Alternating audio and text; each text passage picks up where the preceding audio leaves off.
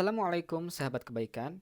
Yuk beramal bersama Yayasan Amal Mata Hati yang bergerak di bidang dakwah, pendidikan, sosial, dan kemanusiaan.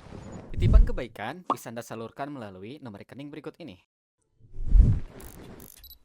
Bismillahirrahmanirrahim. Assalamualaikum warahmatullahi wabarakatuh. Alhamdulillah. Alhamdulillahilladzi hadana li hadza wa ma kunna linahtadiya laula an hadanallah.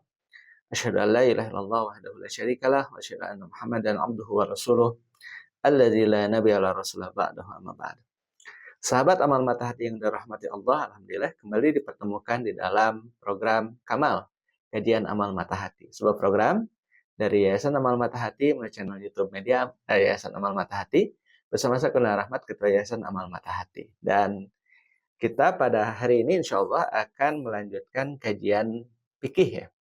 Baik ya, untuk kajian fikih pada hari ini apa yang akan kita bahas yaitu terkait dengan najis dan cara mensucikannya.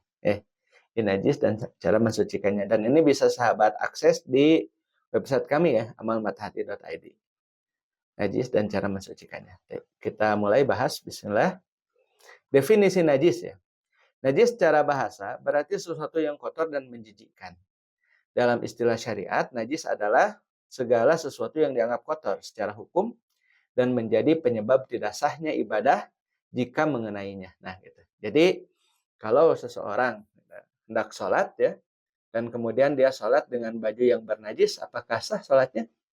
Tidak ya. Contoh misalkan kalau bajunya kena air kencing ya, maka tidak sah sholatnya. Nah, oleh sebab itu maka dijaga ini sahabat ya, kalau kita buang air kecil atau buang air besar agar jangan sampai baju kita ya itu terkena najis ya. Karena ketika najis tersebut ada pada salah satu dari anggota tubuh kita atau di pakaian kita, maka tidak sah sholat kita gitu. Ya, seperti sholat. Najis wajib dibersihkan agar seorang muslim bisa melaksanakan ibadah dengan sah dan sempurna gitu. Nah, dan dalam hal ini perintahnya adalah firman Allah Subhanahu wa taala dalam Quran surat Al-Mudatsir ayat yang keempat. Allah Subhanahu wa taala berfirman, "Wasiyabaka fatahhir."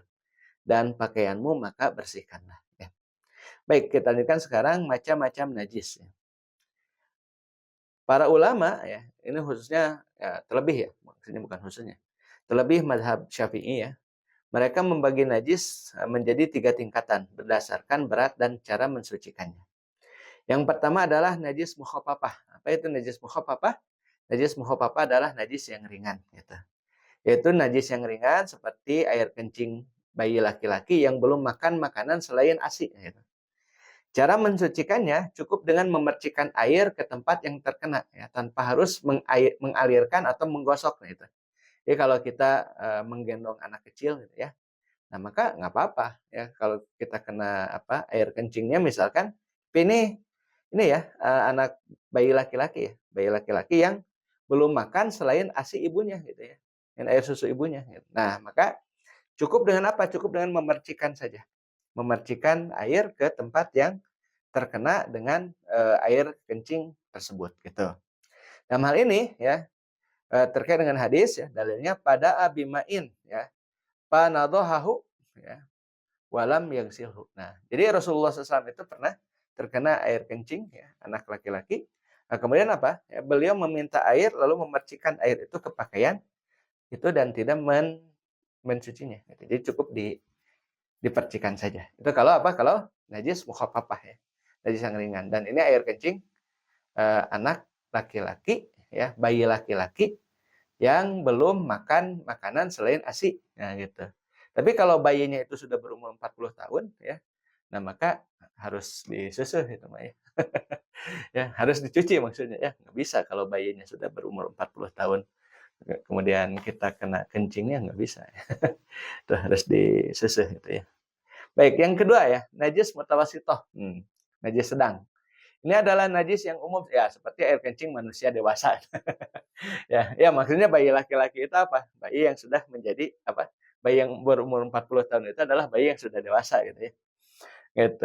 Air kencing manusia dewasa, kotoran manusia atau hewan ya, darah muntah dan minuman keras. Nah, maka cara mensucikannya adalah dengan menghilangkan najisnya. Nah, ada 3 ya. Yang pertama adalah warna, bau, dan rasanya itu harus hilang, gitu. Contoh misalkan kalau baju ya, kelihatannya bersih, tapi bau ya, bau ini, bau hangsur. Nah, itu berarti ada najis itu. Kan bisa saja ya, bajunya bersih gitu kan, bisa saja kan bajunya bersih, tapi bau hangsur. Nah, bau pesing, bau hangsur teh, ya. Maka itu harus bersihkan. Sampai apa? Sampai hilang warna, bau, dan rasanya. Tapi kalau rasa sih, anak kira nggak pernah ada sih orang yang mencicipi rasa apa, sugan kumaha gitu rasanya air kencing kan nggak pernah ada ya. Nah gitu. Kemudian menggunakan air suci sampai hilang sifat-sifatnya gitu ya. 3 sifat tadi, warna, bau, dan rasa. Jika tidak bisa menghilangkan semua sifatnya ya, maka tersisa dari warna atau bau yang sulit dihilangkan dimaafkan ya menurut sebagian ulama, ma'fu ya. Nah, tapi masih jijik ya sebenarnya kalau apa, masih tertinggal salah satu ya, terutama apa, bau misalkan ya, masih kecium baunya gitu kan. Nah, itu masih ya suka ada perasaan jijik kan gitu. Baik, kemudian yang selanjutnya yang ketiga adalah najis mughaladzah. Nah, kalau najis mughaladzah ini adalah najis berat ya. Najis ini berasal dari anjing dan babi atau turunan dan cabang keduanya. Penyuciannya tidak cukup dengan air biasa, tapi harus 7 kali cucian dan salah satunya dengan tanah atau debu yang suci. Nah, itu. Di sini ya, kalau ini sih hadisnya memang apa lumayan terkenal ya terkait dengan cara mensucikan jilatan anjing ya. Jilatan anjing dan juga atau dari babi di sini. Rasulullah SAW bersabda, "Tahuru inai ahadikum idza walaga fihil kalbu an yugsala ya sab'a maratin ya ulahuna biturab." Penyucian bejana salah seorang dari kalian jika dijilat oleh anjing adalah dengan mencucinya 7 kali.